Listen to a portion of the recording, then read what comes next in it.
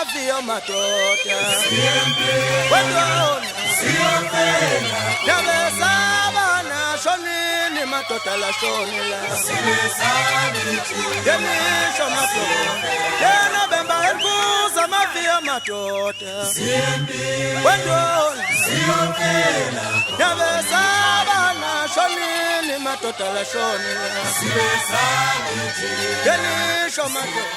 Ngibingelele ababukeli bonke nabathandi bomculo kaMaskandi noma bekuyiphi indawo lapho abathanda khona uMaskandi ngiyabingelela. Lo babingelelayo uHlubheke Bukelani Khuzayo lapha endaweni yaseNquthu eqhudini kwaNgqulu isigodi ngokumhlathi ngikwakhomona. Kodwa imanje la sengikhona ngokwandisa iceke likababa sengisobemba endaweni yakwaXobanya. Futhi ngizoqhambisa kakhulu lapha ukuthi ngizoqala ngazisa abantu ukuthi iCD yeza maduze, kodwa ngicela ukuthi uxolisa yikho kakhulu ukuthi seziseqa isikhathi ebekade belinde ngaso, kodwa kweqa kwaso ngiyabethembisa ukuthi kukhona konke okuphakathi kuzobanika induduzo enkulu nokukhohlwa ukuthi isikhathi seCD seziseqa kade belindele ngaso.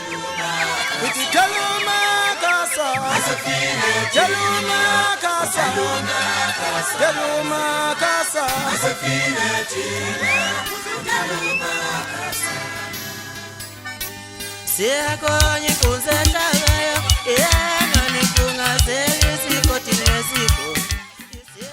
Engicela kakhulu ngomhla ka-1 lapha eThekwini ngizobe ngisokhosini FM ngihleli noBheki Mshengo noBK Mpokomculo lapho ngicela khona abantu ukuthi bonke abakhona ukufika nabasemaduze nasemahostela khona eDurban.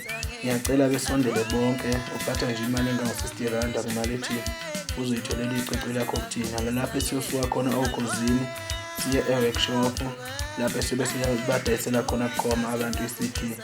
Kuyothi ngomhla ka-2 sibe sikwaMayimayi nalapho sizonika khona abathandi bomculo kaMaskandi iCD yethu bukhoma nalapho sifuna ukuba nabo khona ukuze beyibone ukubaluleka kwabo uma bezothenga iCD yethu kuthina nokuthi sibathanda kangakanani.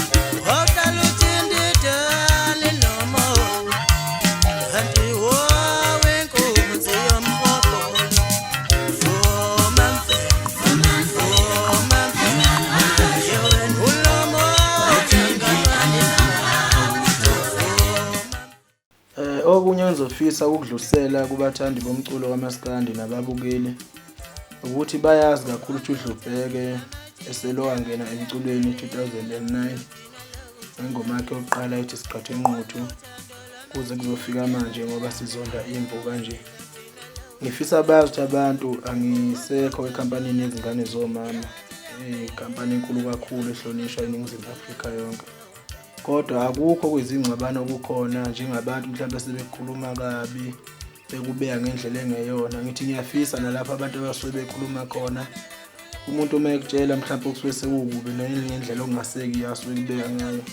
Ngiyofisa nazi leyo muntu loya uyobeqhubeka nje inzondo yakhe anokungathandi kwakhe uHlubheke uphume kahle ekhampanini yezingane zomama. Kunalapho engikhona kuKhozi Media ngihlonipha kakhulu inkampani yezingane zomama.